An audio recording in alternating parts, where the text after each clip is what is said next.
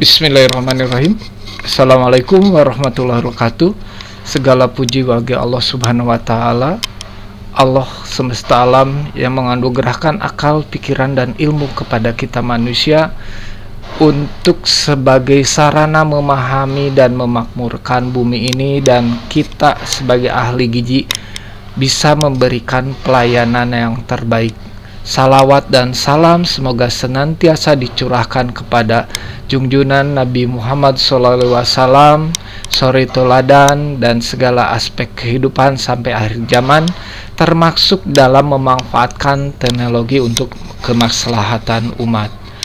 Pada kesempatan ini, saya akan melanjutkan membahas sebuah topik yang sangat relevan dengan tantangan zaman pada saat ini, yaitu optimalisasi transformasi digital dalam penyusunan NCP. Dalam hal ini, pemanfaatan artificial intelligence, multifaktor, serta meningkatkan efisiensi dan akurasi. Dalam video ini, saya akan memadukan beberapa mesin artificial intelligence dalam melakukan pelaksanaan NCP. Semoga pembahasan ini tidak hanya meningkatkan efisiensi dan akurasi kerja, tetapi menjadi bagian dari ikhtiar kita menjalankan amanah sebagai profesional dan menilai ibadah di sisi Allah Subhanahu wa Ta'ala. Sebelum kita mulai, mari kita intro terlebih dahulu.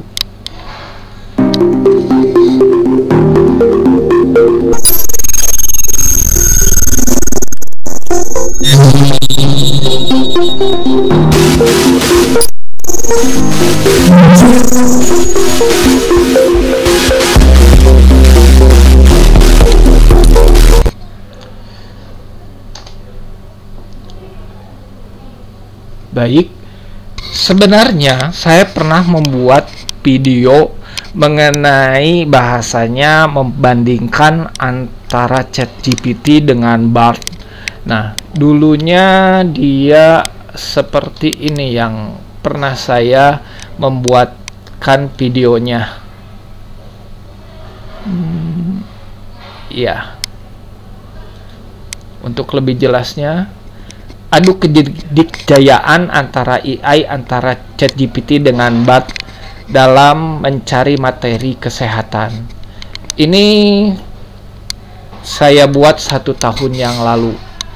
Nah, kita melanjutkan lagi bahwa dalam hal ini sebenarnya saya hanya melanjutkan materi penggunaan AI dengan ChatGPT, tetapi ada yang menanyakan dari pertanyaan dari materi yang kemarin, di mana saya memberikan gambaran bahwa dalam pelaksanaan NCP tidak hanya ChatGPT. Saya menyebutkan di situ ada DeepSeek, OpenAI, Grok atau xAI, Gemini, dan Copilot, di mana ke-6 mesin AI ini pada saat materi ini adalah saya akan membandingkannya. Mungkin beberapa rekan kembali lagi bahwa AI bukan untuk menggantikan kita sebagai ahli gizi, tetapi sebagai asisten atau partner kita untuk mempercepat proses asuhan gizi dalam hal ini NCP. Kita mulai dengan pendahuluan. Nah, transformasi digital dalam penyusunan NCP berpemanfaatan AI multi-platform untuk meningkatkan efisiensi dan akurasi. Efisiensinya jelas efisiensi waktu, di mana kalau kita mengerjakan NCP biasanya kita langsung membuka buku lalu mencari materi yang memang cocok dengan studi kasus atau kasus yang kita tangani, dan akurasinya kita biasanya harus menentukan kode-kode yang berhubungan dengan studi kasus tersebut. Di era digital teknologi, kecerdasan buatan menjadi solusi yang inovatif dalam praktek NCP. Presentasi ini membahas bagaimana berbagai platform AI seperti ChatGPT, DeepSeek, Grok, atau xAI, Copilot, Gemini, dan Qwen dapat digunakan untuk meningkatkan kualitas penyusunan NCP, baik dari segi efisiensi waktu, akurasi diagnostik, hingga personalisasi intervensi NCP. Nah, seperti kita ketahui bahwa yang melatar belakangi penggunaan AI ini bukan, kembali lagi saya menekankan, bukan untuk menggantikan kita sebagai ahli gizi, tetapi kita harus berpikir cerdas, berinovasi, inovatif, dan mengikuti zaman. Nah, proses penyusunan NCP seringkali memakan waktu dan rawan kesalahan jika dilakukan secara manual. Mungkin kalau rawan kesalahan masih bisa kita eliminir dengan pengalaman kita. Tapi dengan memakan waktu yang cukup banyak, ini mungkin ChatGPT ataupun mesin AI yang lain ini bisa mempercepat proses waktu tersebut.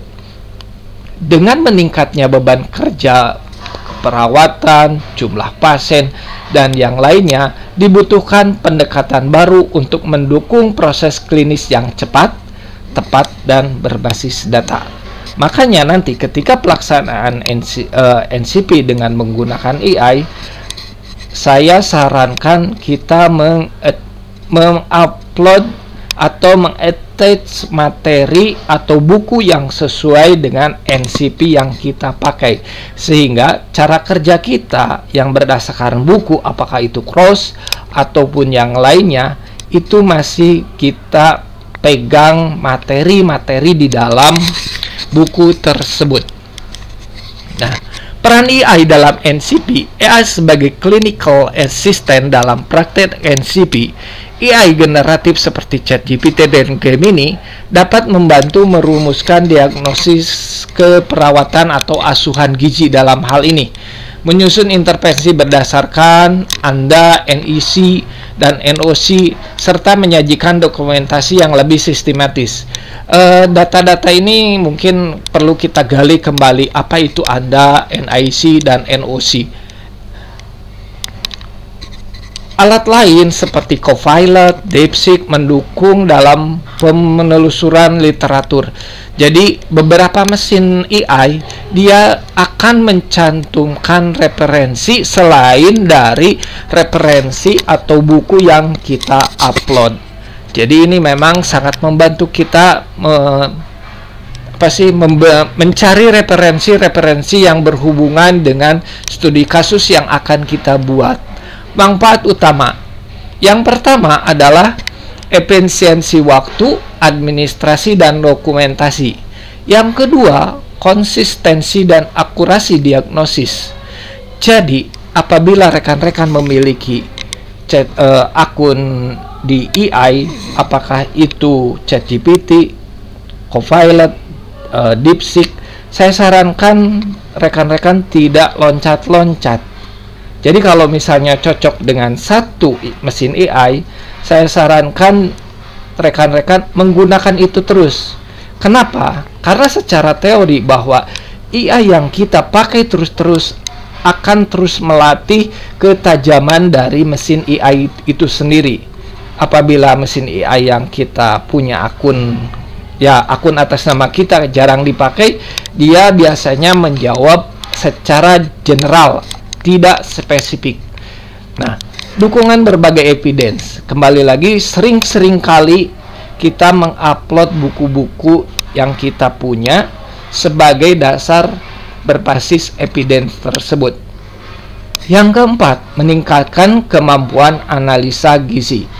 Jadi kita kembali lagi, bukan untuk menggantikan, tetapi kita harus mengasah betul tidak, tepat atau tidak dari data-data yang diberikan atau kode-kode yang diberikan NCP kepada kita sebagai usernya.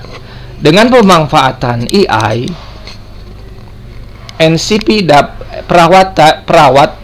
perawatan dapat menyusun NCP lebih cepat dan akurat.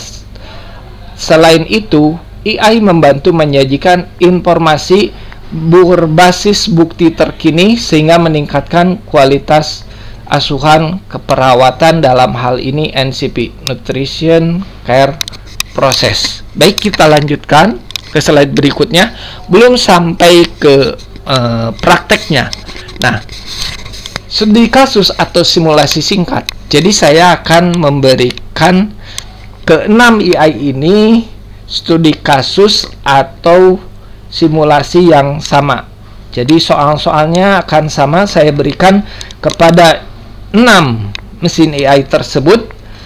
Maka dalam studi kasus ini dapat kita menggunakan 6 mesin AI untuk mengidentifikasi masalah utama pasien yang kita layani, untuk menyarankan intervensi terbaru berbasis guideline, dan menerjemahkan rencana dalam format dokumentasi NCP yang siap pakai. Jadi, harus bisa menganalisa, memutuskan AI mana yang sesuai dengan karakter kerja kita. Jadi, nanti di akhir video ini saya tidak akan menyimpulkan satu AI yang memang lebih bagus, satu AI yang ini jelek. Tidak, saya kembalikan lagi ke rekan-rekan. Tetapi kalau sebagai bahan diskusi, rekan-rekan ahli gizi bisa berkomentar, memberikan saran, pendapat, kritikan, atau solusi mana yang AI yang terbagus menurut rekan-rekan di kolom komentar. Baik, bukan semua AI yang akan kita analisa, semuanya harus melalui akun email kita. Karena jangan sampai satunya tidak memiliki akun, yang satunya memiliki akun. Jadi nanti cara penilaian kita akan berat sebelah. Agar bisa memasukkan referensi pustaka NCP yang kita miliki, itu yang langkah pertama. Jadi supaya referensi buku yang kita punya bisa diupload ke mesin AI, jadi harus berakun. Tetapi sepengetahuan saya ada beberapa akun yang terbatas, buku yang bisa diupload terbatas megabyte atau besaran file yang bisa diupload. Nah, seperti saya di depan katakan bahwa mesin AI yang kita gunakan adalah ChatGPT, Grok, Gemini, Copilot, DeepSeek, dan Q&A. Studi kasusnya, Tuan X, usia 60 tahun, suku Sunda, pendidikan SMA, agama Islam, datang ke ruang konsultasi gizi atas rujukan dokter dengan diagnosa medis diabetes mellitus dan PJK, penyakit jantung koroner. Tuan X mengeluh sering merasa lemas, keringat dingin, dan badan pegal-pegal. Di mana antropometri tinggi badan Tuan X 160 cm, berat badannya mohon maaf ini 80 kg. Berat badan sejak 6 bulan terakhir menurun hingga 5 kg. Nah, jadi kita harus bisa menerjemahkan studi kasus ini. Hasil pemeriksaan laboratorium, gula darah puasanya 320 mg per desiliter, trigliseridanya 200 mg per desiliter, kolesterolnya 250 mg per desiliter, high density lipoprotein 45 mg per desiliter, dan LDL low density lipoprotein 100 mg per desiliter. Nah, pekerjaan dari Tuan X ini adalah seorang purna tugas atau pensiunan pegawai negeri sipil, dalam hal ini ASN. Menurut keterangan pasien, dia merokok 2 bungkus per hari dan merokok sejak SMA. Pasien jarang berolahraga dan suka minum teh manis dan kopi sekali sehari. Pola makannya 2 kali per hari, nasi dan lauk pauk seringnya digoreng. Kalau hewaninya seringnya ayam, ikan asin yang digoreng. sebanyak 2 kali per hari. Ya jelas, karena makan pokoknya juga 2 kali per hari. Tidak suka makan tempe dan tahu. Sayuran juga kurang suka. Minum kopi 2 kali per hari. Setiap minum teh manis dengan rokok. Agak berbeda dengan kebiasaan laki-laki pada umumnya. Biasanya kalau ngopi dengan rokok, tapi beliau teh manis dengan rokok. Hasil perhitungan rata-rata asupan energi 1800 kilokalori. Penderita sudah menderita DM sejak 5 tahun yang lalu dan sudah mengonsumsi obat jantung selama 3 tahun.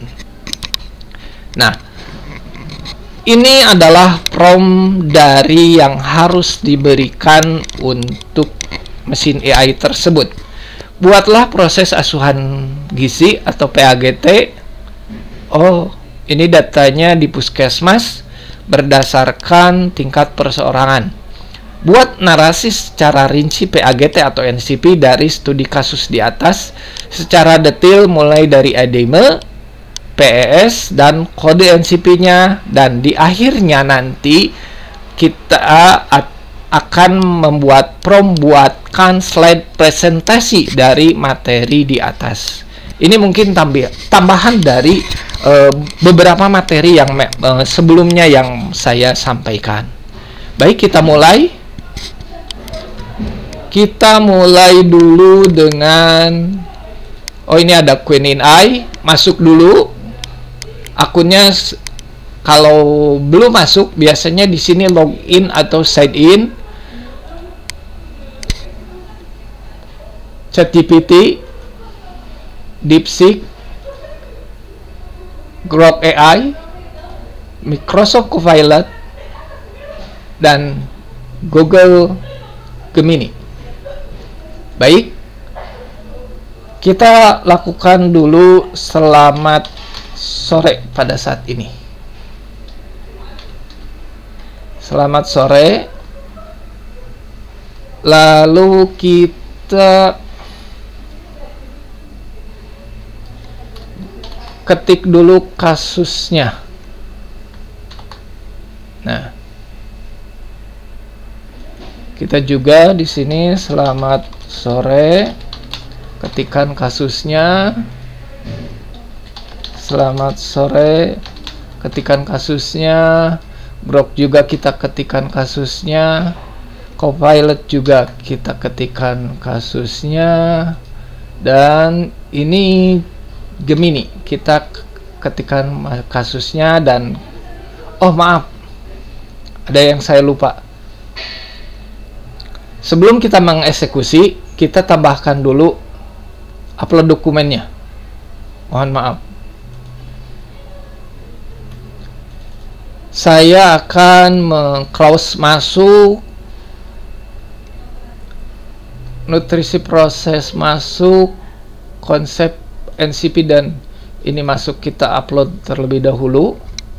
Nah, di sini terlihat hanya 2 dokumen yang bisa masuk. Berarti Qwen memiliki kelemahan hanya 2.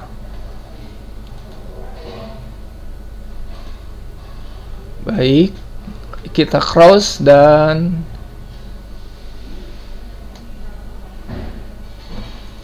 ya.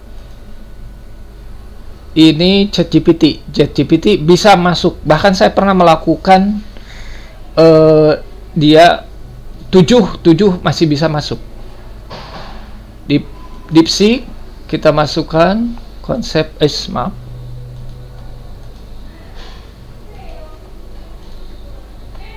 Kita masukkan juga 3, dia bisa masuk. Grok, upload file, kita coba masukkan. Iya, dia ini upload juga.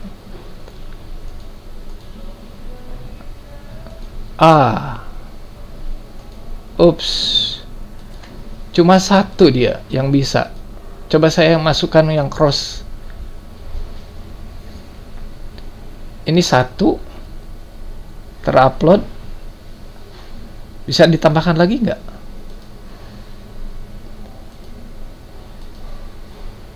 Oh, cuma satu. Saya lebih baik memilih yang cross aja, yang materinya lebih lengkap. Artinya ini cuma satu.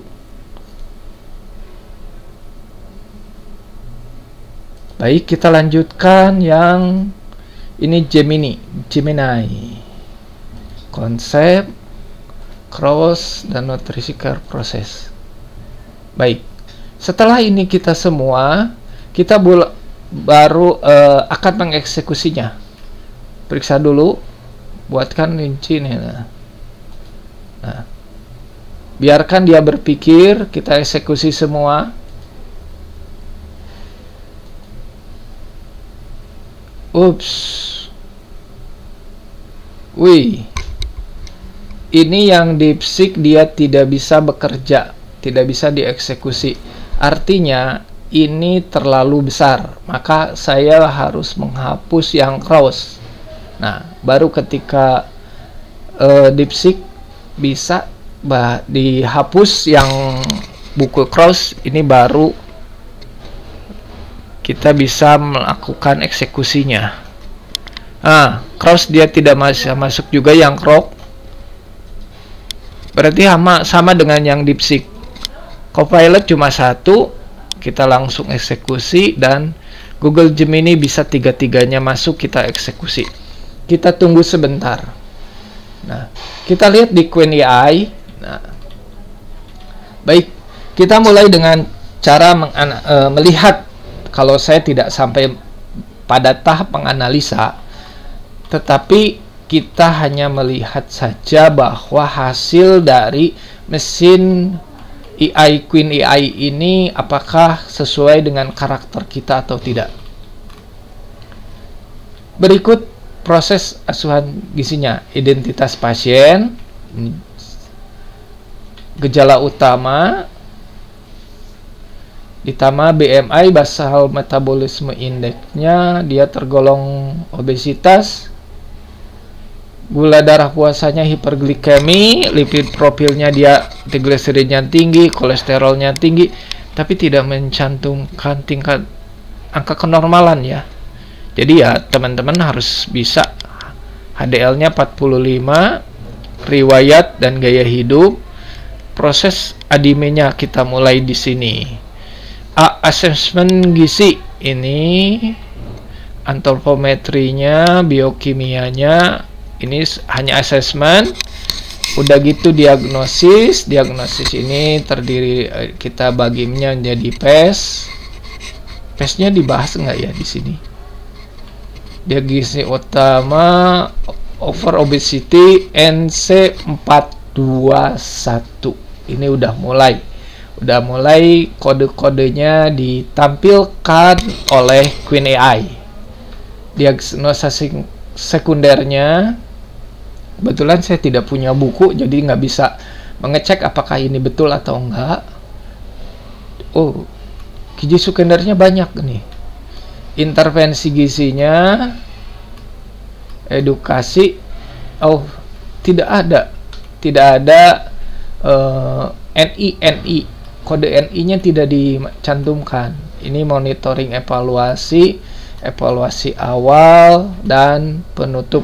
Nah, ini referensi yang digunakan meskipun kita telah melakukan upload referensi. Ini yang Queen AI. Bagi saya sih ya tidak bagus, tapi tidak juga buruk. Ini asesmennya sama, riwayat mediknya juga, diagnosa gizinya, diagnosis gizi, PES assessment, PES-nya exercise energy. Kalau kita ingin membahas ini juga lebih baik langsung nanyakan dengan cara tolong rinci closure ini gitu kan. Nah, PES-nya yang inconsistent karbohidrat intake. Nah, ini kan NI, bukannya diintervensi NI itu. oh iya, nutrisi edukasi, nutrisi konseling, ini RC C4, ini ND13, dan ini monitoring evaluasi. Nah, kode IDNT, terminologinya NI, NB sampai ke RC. Jadi ini mungkin yang di sini nih. Nah ini ND13, RC15, RC15. Jadi ini rangkumannya cukup sama dengan Queen NI, tapi yang tidak sampai terinci. Baik, kita yang DeepSeek ini sama ini lumayan agak lebih rinci mengenai nutrisi asesmennya. Jadi tidak tak gitu kan, poin-poin, tapi ini antropometri, biokimia, riwayat gizi, dan pemeriksaan fisik serta kebutuhan estimasi. Ini karbohidrat, ini diagnosa, nutrition diagnosisnya, ND-nya, ini nutrisi intervensinya, ini modifikasi diet, monitoring evaluasi, narasi lengkap. Iya, ini yang yang ini mana? Loh, kok aneh? Your request in Pinterest. Aneh nih, kenapa dia tidak jalan di Grok ya? Coba saya copy lagi. Kenapa ini tidak bisa jalan di Grok? Oh, dia langsung cepet ya. Kita tunda dulu. Kita tunda dulu yang ini, yang Grok. Mungkin dibahasnya terakhir. Sedangkan untuk yang Copilot, ini assessment, penilaian gizi, antropometri, pemeriksaan biokimia, diagnosisnya, ini PES-nya. Oh, ini agak sedikit lain atau beda. Dia dirincikan problemnya gangguan metabolisme glukosa dan dislipidemia, etiologi, side symptom. Ini apa ini? Ini Microsoft Copilot. Kode yang relevannya NC0101, prediabetes, tujuan intervensi, dan edukasi, konseling, monitoring, evaluasi.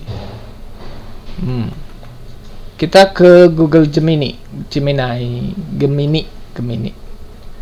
Nah, ini usianya, jenis kelamin, data fisik, riwayat, pola makan. Oh, PES-nya juga ini. Oh, dari domainnya asupan NI 583.3 berkaitan dengan sering konsumsi teh manis dan kopi manis. Ini itu etiologi, sign, simptomnya ditandai dengan ini kodenya. Oh, ini excess kelebihan karbohidrat intik asupan. Iya. Klinikalnya, domain intiknya, intervensi, kurangi teh manis, kopi, tujuan intervensinya, edukasinya. Ya, cukup lengkap juga. Ini yang Gemini. Ini dokumen yang dapat diedit. Ini nanti. Nah, ini yang terakhir. Grok ini tadi agak nge-lag, tapi ketika saya eksekusi dia memberikan tampilan yang baru seperti ini. Data antropometrinya saya kira sama dengan yang lain. Data ini apa? Data biokimianya juga. Lalu trigliserid, kolesterol, data klinis, pola makan. Dia menggunakan Harris Benedict. Data sosial, ini ND-nya, P1, problem, etiologi, sign, simptomnya,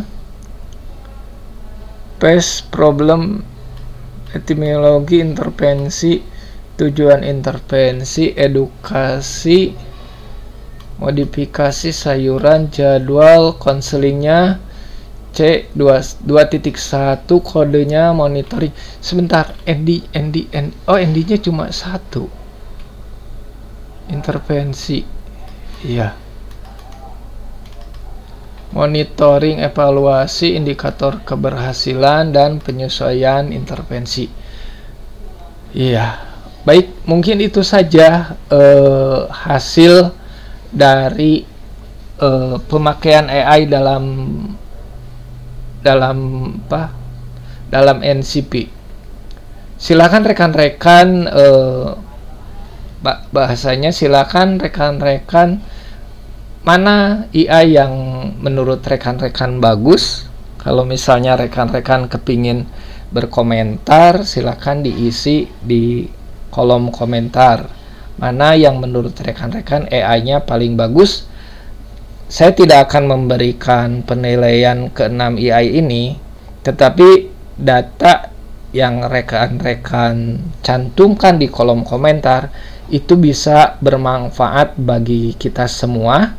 AI mana yang menurut rekan-rekan bagus. Jadi silakan rekan-rekan memberikan komentar menurut rekan-rekan AI mana yang bagus. Kalau bisa, misalnya nomor 1 peringkat 1 ini, 2 ini sampai 6 ini.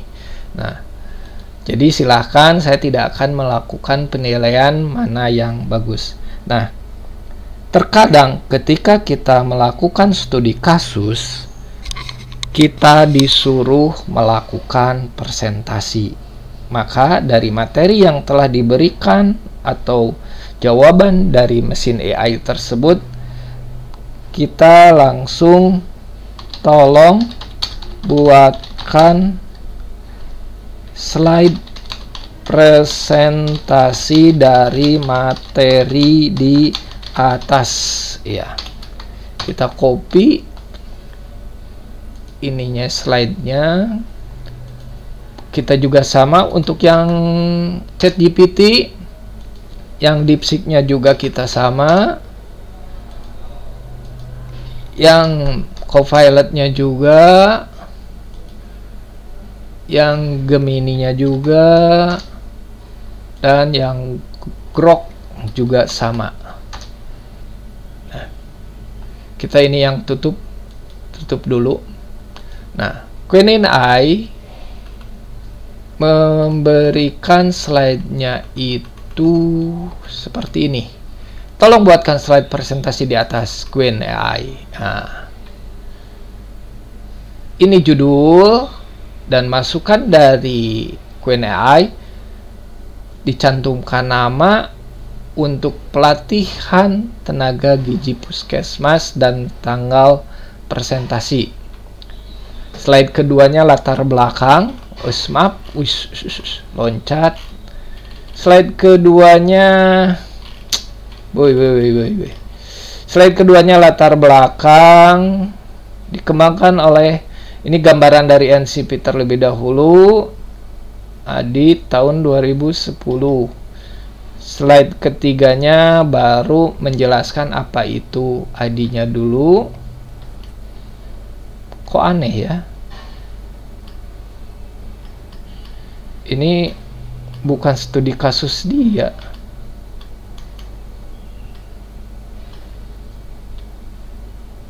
Tapi di sini berat badan, BMI.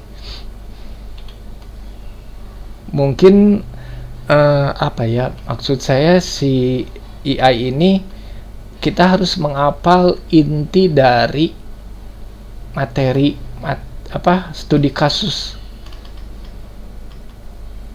Oh ini, nah baru di slide 9 baru muncul kasus studi kasusnya.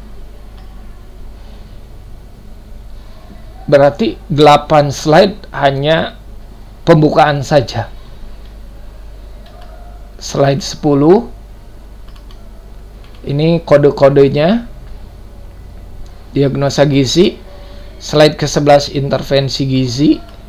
Slide ke-12 monitoring. Slide ke-13 penutup. Dan ya slide ke-4 referensi. Ya, meskipun ini sebenarnya tergantung selera juga ya. Meskipun saya pribadi untuk 8 slide pembuka itu terlalu banyak. Tapi kembali lagi bahwa AI itu bukan untuk menggantikan pekerjaan kita, tapi sebagai asisten. Jadi kalau misalnya itu terlalu banyak bagi kita, ya tinggal delete saja, atau 2 slide dijadikan menjadi 1 seperti itu. Baik, ini hasil slide yang kedua. Judul sama lah, disusun nama, lalu identitas klien, keluhan, riwayat juga,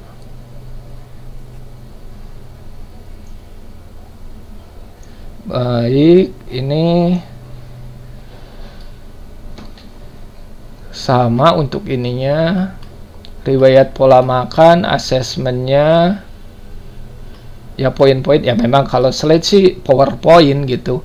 Kadang di Indonesia itu bukan jadi PowerPoint lagi, tapi power kalimat gitu kan. Ini paste-nya.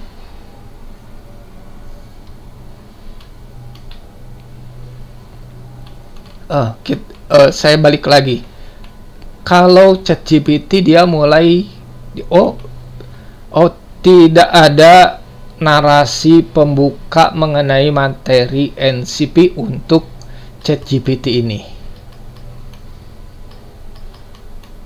Asesmen, diagnosa gizi, intervensi gizi, rencana di target, monitoring, evaluasi, dan kesimpulan. Tidak memberikan referensi.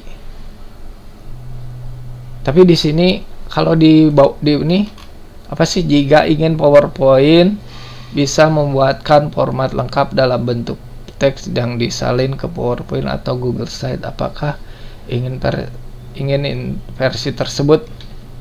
Kita jawab oke aja lah.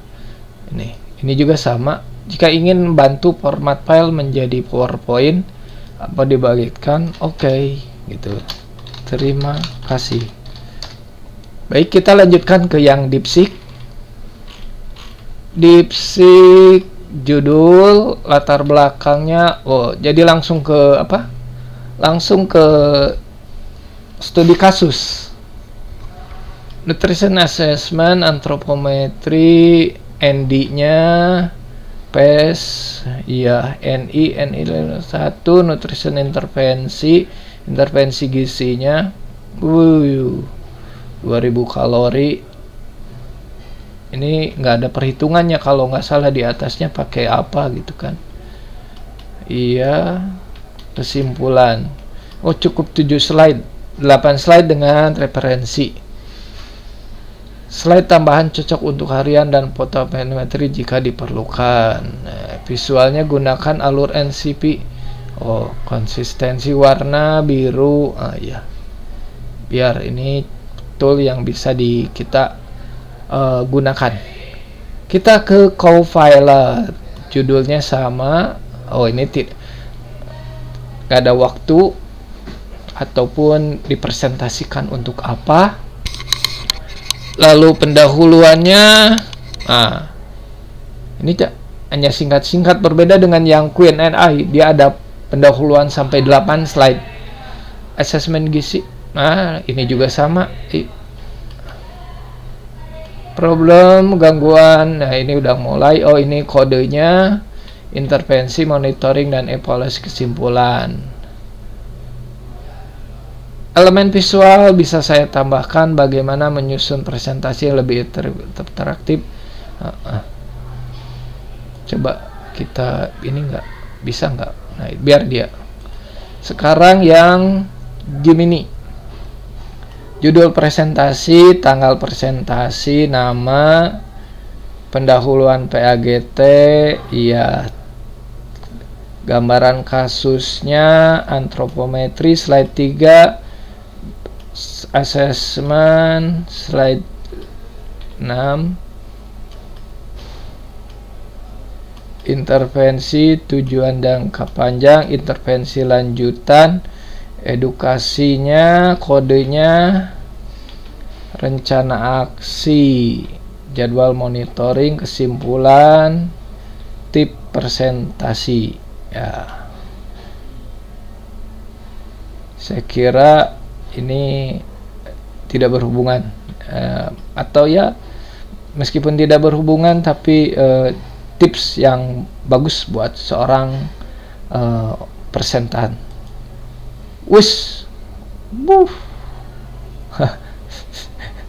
Tinggal download lalu masukkan. Aduh, memang AI Grok ini cukup membantu. 5 Juli, Puskesmas nama penyusun, nama latar belakang pengkajian biokimia, diagnosa PES jangka pendek, intervensi gizinya, tujuannya, jangka panjangnya, monitoring, evaluasi. Terima kasih, kusen. Ini kelemahannya tidak ada referensinya. Ya. Baik, mungkin saya kira udah cukup lama juga ini materi mengenai ini. Jadi saya simpulkan, AI bukanlah pengganti tenaga ahli gizi, tetapi mitra kerja yang dapat meningkatkan efisiensi dan mutu pelayanan.